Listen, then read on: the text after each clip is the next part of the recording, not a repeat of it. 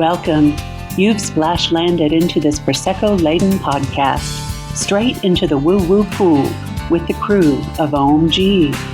We're just a simple group of tragically imperfect and highly empathic BFFs, exploring a wide range of atypical topics with humor, grace, and curiosity. This is Ohm-g.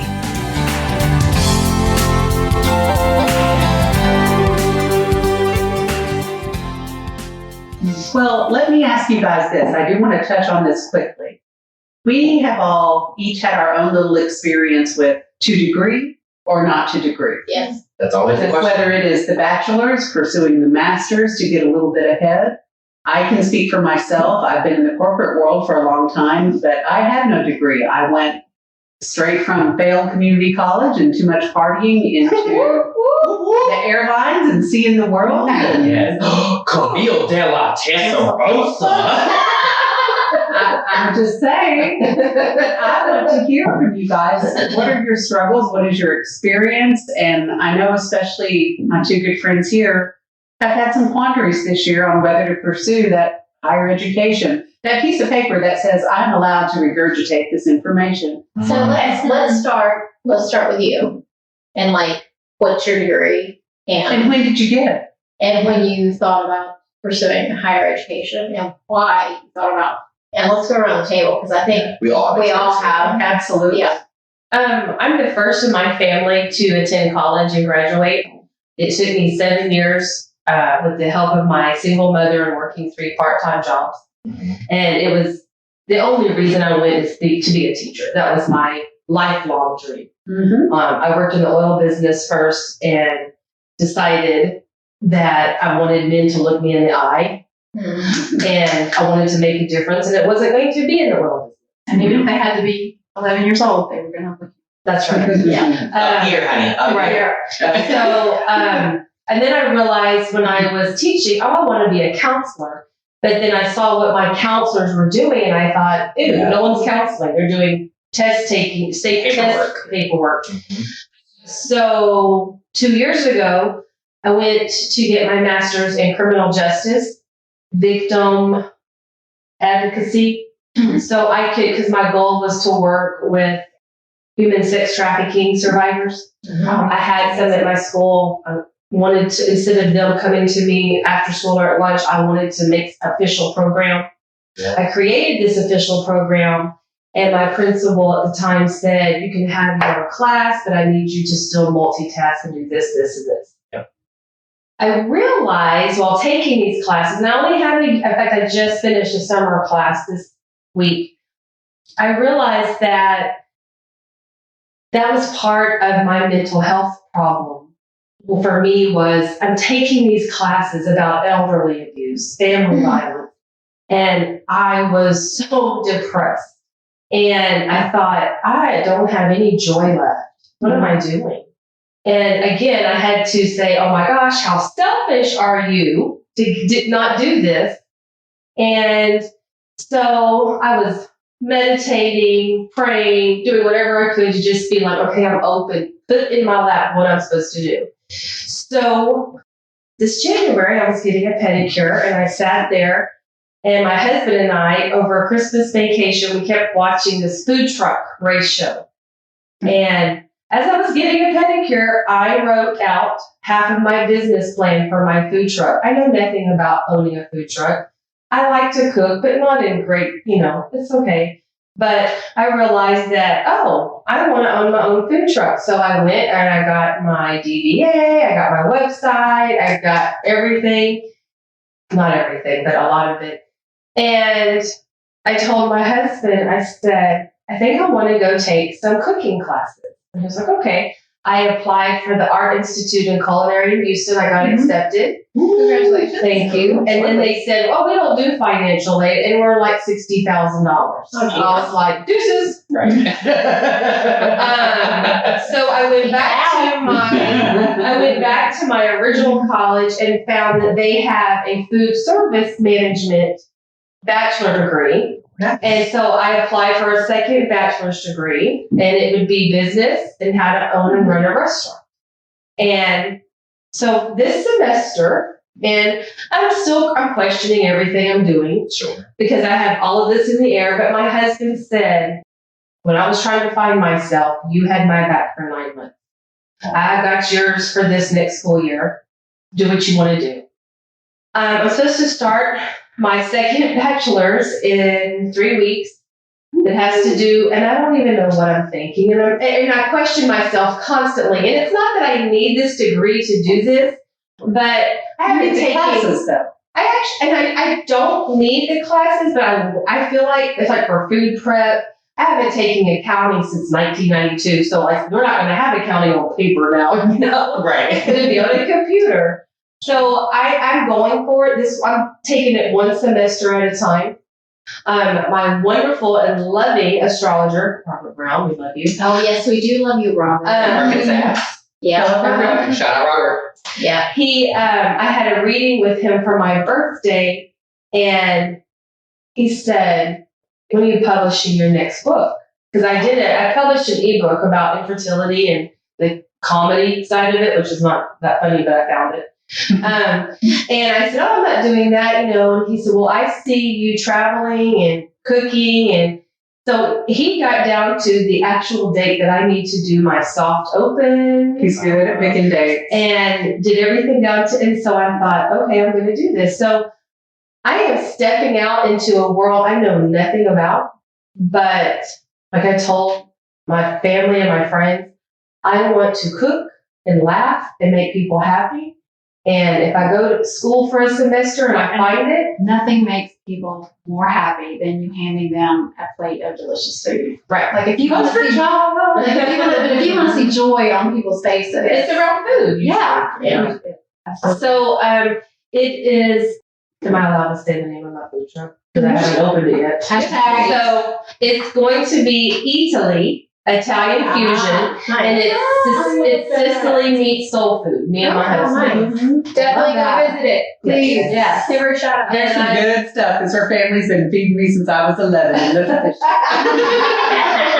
But I am struggling with, should I really be going back to school? Should I be doing something more productive? And I would say, intuitively, like taking some of those classes about food safety and all that kind of stuff, I think will be really beneficial. But I don't think you need to have the degree. Yeah. And see, that's where I'm feeling. I'm like, let me dabble in these classes and then just see where I'm at. Yeah. Take what can be helpful because, excuse me, Welcome to yourselves. Yes. Oh, sorry.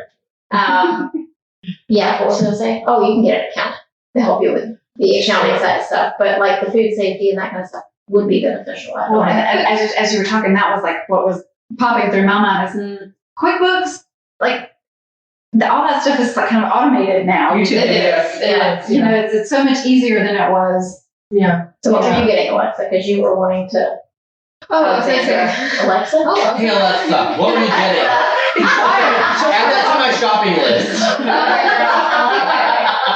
Fancy. Well, I was going to say I have a bachelor's degree. I grew up with the expectation I was going to college, which was a little bit difficult when I was younger. I had dyslexia or half dyslexia.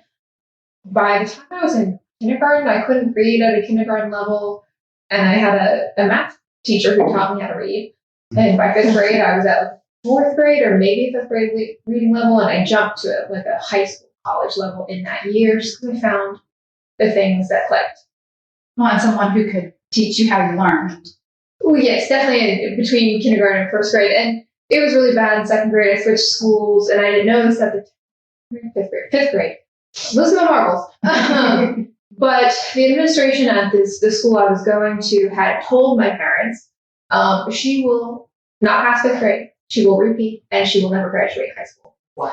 Well, excuse my language, fuck them. I now have a bachelor's degree and a master's degree. I passed them.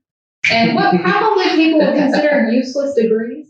I have a bachelor's in art history, a master's in museum professions, and I thought I wanted to work in a museum or an art gallery. Who knows? One day I might go there. and also, this girl is extremely intelligent. Oh my gosh. Extremely. Brilliant beyond her years. Yeah. Thanks, And not just like, And half our age. not just emotionally intelligent, but also very intelligent. Thank you. IQ and Sure. EQ. Yeah, absolutely. I'm just thinking the way the mind works and the way you think is at this whole a different different level. level. Yeah. Thank you, and I appreciate that.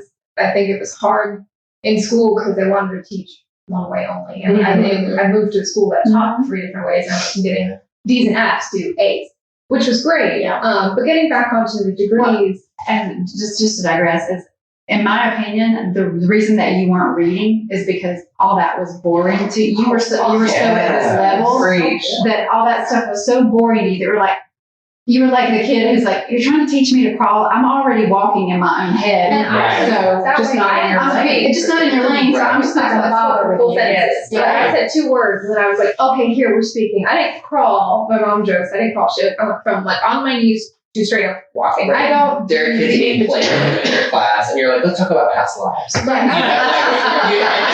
I don't know if anyone's true. read the story Indra's Net, but I read this in my first honors class in college. I have to look it up again.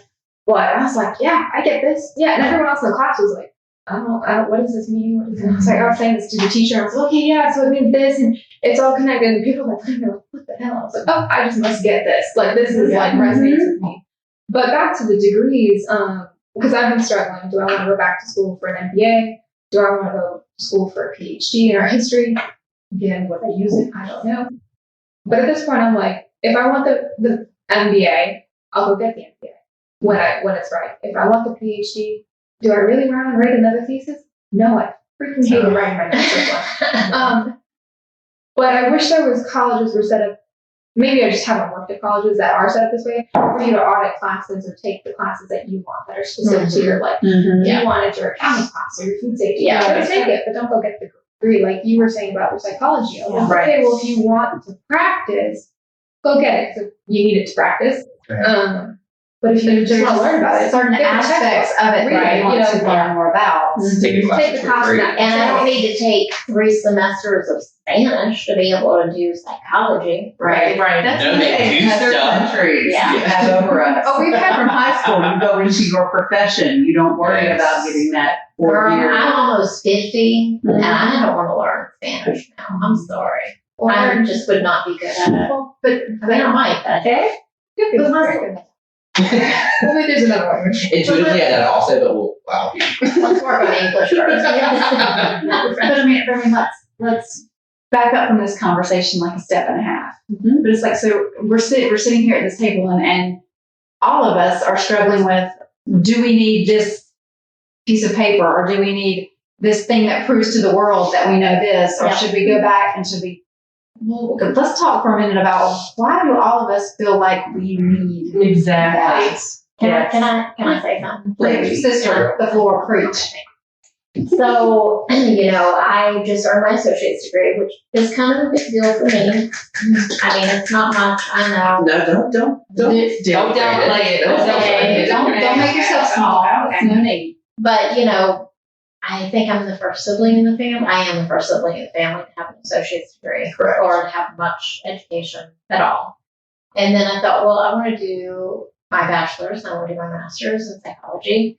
And then I was having these random people telling me, random people without knowing each other, well, you don't need a degree to do what you need to do. Oh, yeah. That's true. And I'm like, but people will take me seriously. Unless I put this on my website Yeah. with the letters that go after it. Yeah. So I can't be the traditional psychologist, but do I want to be or a psychiatrist? Do I want to be that? Do I want to be put in that box of like, this is all I can do? And follow someone else's protocol. Yeah. When you know Right. intuitively. Yeah. But it took me a while to like wrap my head around like, why do I want this? And it was, do I feel worthy Mm-hmm. as a person to help someone else without having this piece of paper that says, yes, you are certified. That proves, but to who? To them or to myself? It's to them. To an establishment. And it is to myself as well that I am this exalted person. I know what I'm doing. because God knows I don't know what the hell I'm doing. It comes to you. Oh, it does come to me, and I am sincere in my desire Absolutely. to help That's the other core. people. Well, and when we kind of step aside from our own self-worth conversation that we all have in the back of our mind, and we think about it this way, okay, so any of us that have like a problem that we're looking for help with dealing with, on a scale of 1 to 10, what is your trust level with the establishment right now? With a doctor or whatever the issue is. Like if you walk into a new office for help with X, Y, or Z, Right. out of the gate, what is your trust level with that establishment? Versus finding someone organically that more than likely your intuition is going to have led you, is going to put the two of you people together. And it's ruled by an insurance company. That's what I think. Right. Yeah. And this person has dealt with this situation before and has experience with it and is telling you, girl, I can't solve the problem for you, but I can tell you my experience and I can help you walk through your experience and I'll be right by your side and we'll get through this together, right, wrong, or indifferent. Right. Like, where's your trust and what would you rather work? It's kind of Let me just say this. Sorry. Yeah, go ahead. And then you say, like this whole patriarchy syndrome. Yes. Like I need to be this in order to be taken seriously because I feel like as a woman that my sexuality has been what has moved me forward.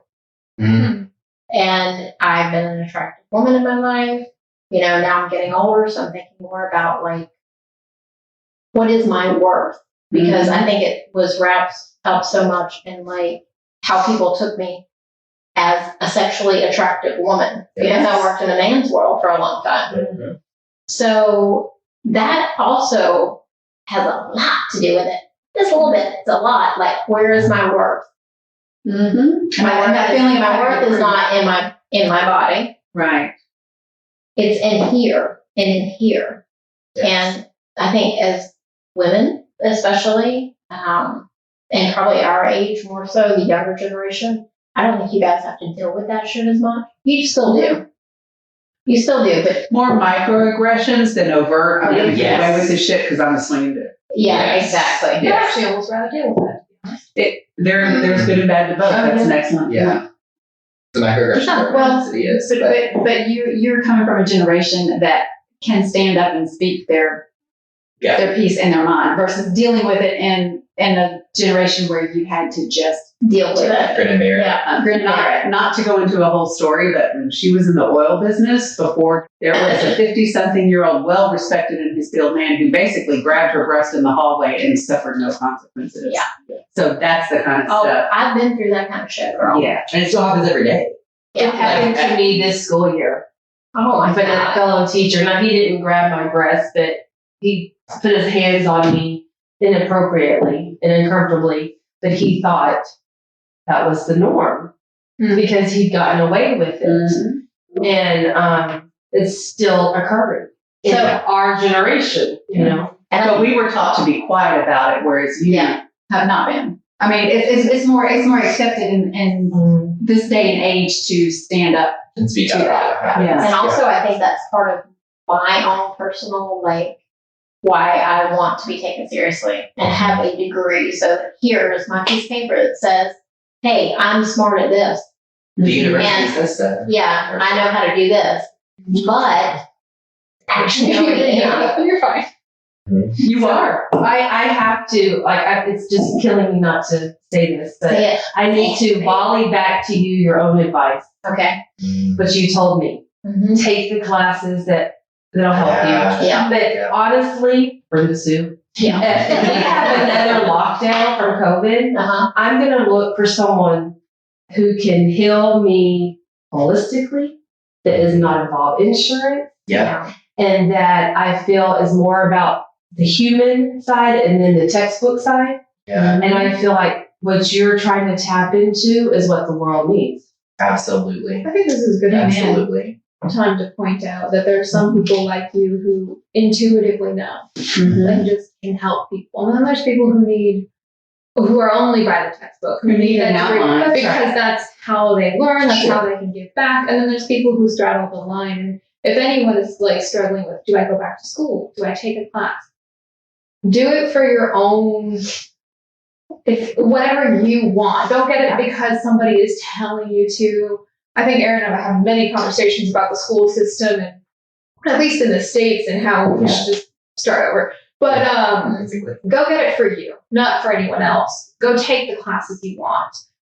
Leave the ones you don't. Yes. You know, And not thinking that that piece of paper is going to prove to anybody else anything one way or the other, because it's not. I mean, I think we've all had situations like this where it's like we've had those moments of inspiration where you walk into a room and you don't know nothing about nothing.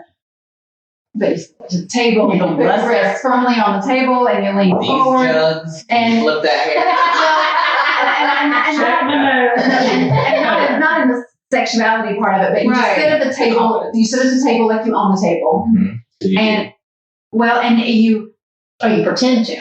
Or you don't let them know that you don't. Yeah. and that's it. Right. It's part of it. That's Faking it. it till you make But it. we all have something to bring to that. Well, and not even faking it, but just if you're not faking what you know, but you're faking the fact that I'm not going to let you know that I'm not as confident as I look. You just step up and own it, and people walk away from that meeting, walk away from that table going, "You're so right. That's exactly what we should do." And you were sitting there, and your insides were flipping and flopping the whole time. Yeah. But the thing is that piece of paper had nothing to do. The piece of paper on the wall hanging back in my office, one way or the other, had nothing to do with what happened at that table. Right. It was because I believed enough in myself to not allow anybody else to know the inner struggle. Or you felt what was right and you went with it. Right. But sometimes we walk away and think imposter syndrome. Well, But That was still, my question. What's the difference between Mhm. imposter syndrome and fake it till you make it? it's and maybe Oprah said this Iyanla Van Zandt, when you know, like you know, like you know, like you know, That's right. and you let it out, well, yeah, that's a great perspective, but I didn't go to your college. I don't have an MBA. So I think to all this point, or to all the different points that I'm hearing right now, especially Alexandra, is if you're here at the table or at home, if you're considering going to school or going back to school, my therapist, I came from a therapy session right before we came here today, so it's just been on my mind. But my therapist once told me, she said, ask yourself why. Why do you want to? And like, I know that sounds like a simple question, but like deeply, why? And you have a knowing answer in your heart and in your gut and throat of what that answer is. Even if you deny it. Even Right, if you you know. know. You know. Right. Yeah. Because I have a master's degree in women's and gender studies. And so, I mean, I'm lucky I don't work at a Subway restaurant. Right? No offense to anyone who works at a Subway restaurant. I mean, just we love Subway, #Subway. Well, you think you Subway. make more money than that Right, in order absolutely. to survive. Right, a little wage. But that degree really shifted the way that I view the world. I mean, power and privilege, race, sex, gender, class, like all sorts of different societal things that are real lived experiences for all of us here at the table, all of you at home, right? And it's just a completely different way to look at it. And so when people would ask me, well, what are you going to do with that? Or you must want to teach, or why are you studying that? I was like, I feel like every time I come into a women's and gender studies classroom, I feel like I'm coming home. Like I am here, whatever in terms of like how I make a living or whatever will fall into place once I get out of work, or out of school, right? But if you're there because you love something and you want to learn more about it, you may not need that degree for it, right? It's about what lights you up and what you want to better yourself. Yes. If you're going because you think you have to prove something to someone else or to yourself, Right. I want ego. then that's probably not the right reason. And to answer your question to me, this is my opinion only, editorial comment. Do not MOO, my opinion only. Moo, if you will. is fake it till you make it, or that kind of like, we've talked about this before, kind of that channeler perspective of just like, I'm going to sit at this table and I'm not going to let you force me to make myself small. Yeah. I'm going to sit at this table and I'm going to make myself just as big as you're trying to make yourself. And I'm going to say what I think and I'm going to say what I know. Yeah. And I'm going to let the chips fall where they may. Yeah. I'm shaken to my core. You know, I'm scared to death. My throat and my mouth are dry, but I'm not going to let you intimidate me. Okay. Imposter syndrome comes in when you walk away from that table and you go back and you're like, They saw through me. Oh my Yeah. gosh. Okay. They know I don't belong they're here. gonna know that my mouth was dry and that I was scared, and that even though I may have known that thing, Yeah. but because I didn't have that piece of paper on my wall, they're not gonna Whatever it believe is. or whatever it is. Right. They're not gonna believe me. They're gonna see through my bravado, and rather than going back to wherever I say back to the office because I was in corporate America for so long, going back to the office and sitting and putting your feet up on your desk and going, effing killed it just now, you know. Or you're sitting at the table and you know that about yourself, or you feel that and you're trying to assert that, but you don't say anything because you're in your head. You're thinking, because I sat in graduate classes, like, I don't belong here. What am I doing here? These people are so much smarter than me. They're working on PhD degree, whatever. What if they ask me questions I can't answer on the spur of things? Right, exactly. And then there's this one time where I was in a seminar class on feminist post-colonial theory. And I mean, not that that's not important. I mean, but it's just like, you know, it's very Everybody knows here. everything about that. Right, exactly, right, esoteric, right, and meta. And so I'm sitting there and I'm like, I don't fucking show this. And then there was just something in my gut saying, like, say this and I'll read it, right? So I said it, and everyone was like, oh my, yeah, wow, I didn't think about reading this way, or I didn't, And then someone across the room completely just rephrased what I said. I was like, you know, like, yeah. And I was like, girl, I have a good idea. What do you know what I'm saying? So it's like, I had that moment where, like, I sat in so many classes having this imposter syndrome, like, I don't belong here. What am I doing here? These people are smarter than me. Like, just like really shit talking to yourself. kind of, Yeah, you know? yeah. And it's like, I think those two things kind of walk hand in hand. I agree. The imposter and faking it till you make it. Like, Two sides of the same sword. yeah, it's like you may feel like an imposter. Because I had a job interview recently, and Experience. Anyway, I was supposed to teach them something, so I taught them a guided meditation, and I felt my head getting hot and red, and I was so nervous and thirsty. Oh, she ain't have no hashtag Kirkland Prosecco up in this job interview. But they were so relaxed, and then I was like, but still, I felt like I didn't know what the hell I was talking about or what the hell I was doing there. Right. I think this is a great place to circle back to where we were in the beginning, talking about that stillness, that Yeah.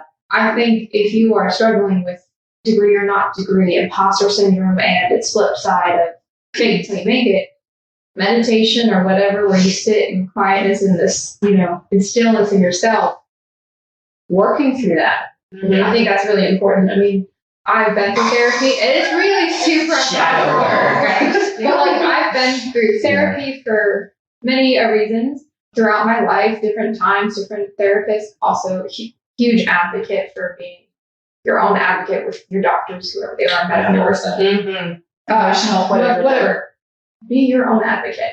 I've had some really shitty experiences. If anyone wants to reach out and share theirs, please contact me. Please do. You're paying them. So, but like, and was it last year? I want to say end of 2020. I was like, okay, well, even early in 2024, I found You as a Tribe, which we never talked about in the last episode.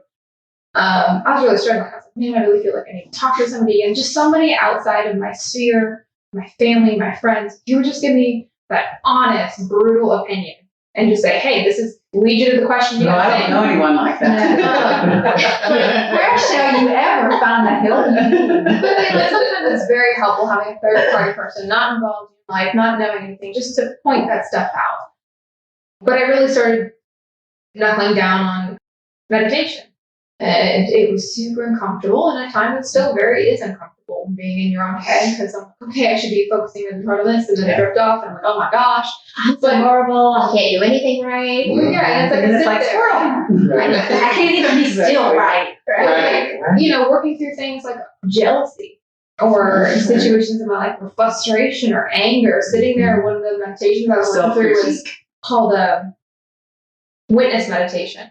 So you're witnessing your emotions, you're naming them, but you're not explaining them. And I think that really helps me get comfortable with that really gut core uncomfortable part of myself that I don't currently want to go talk to a therapist. So like where you're not like actually feeling them in the moment, you were just kind of seeing that they're there and naming them without okay, jealousy is here. Yeah, right. But I'm not telling why I'm jealous. Yeah. I'm not mansplaining it. I'm just like, I'm jealous.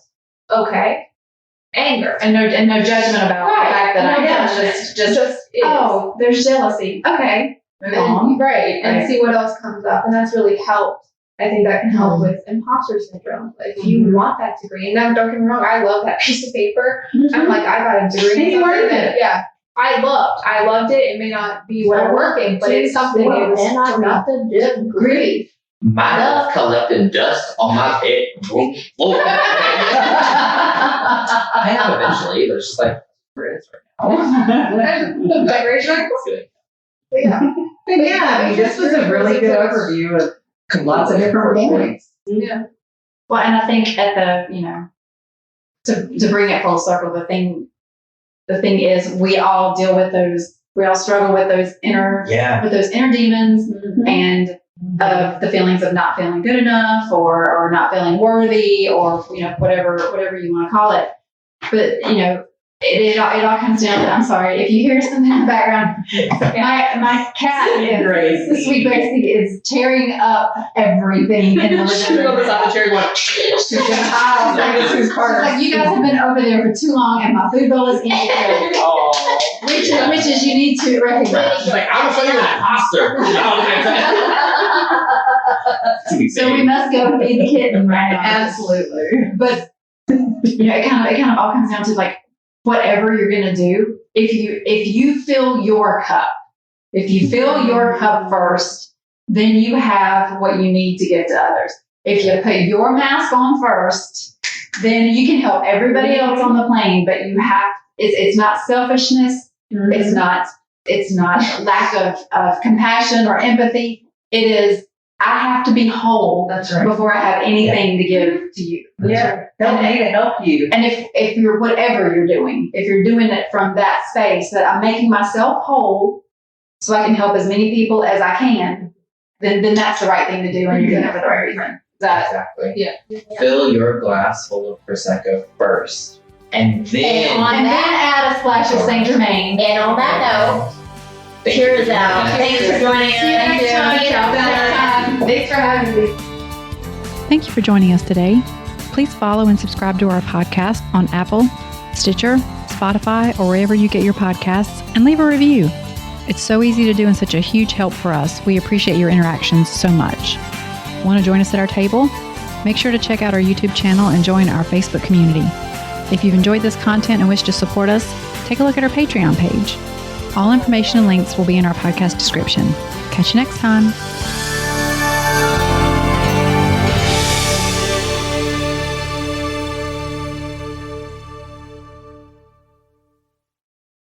This podcast is part of the Sound Advice FM network. Sound Advice FM. Women's voices amplified.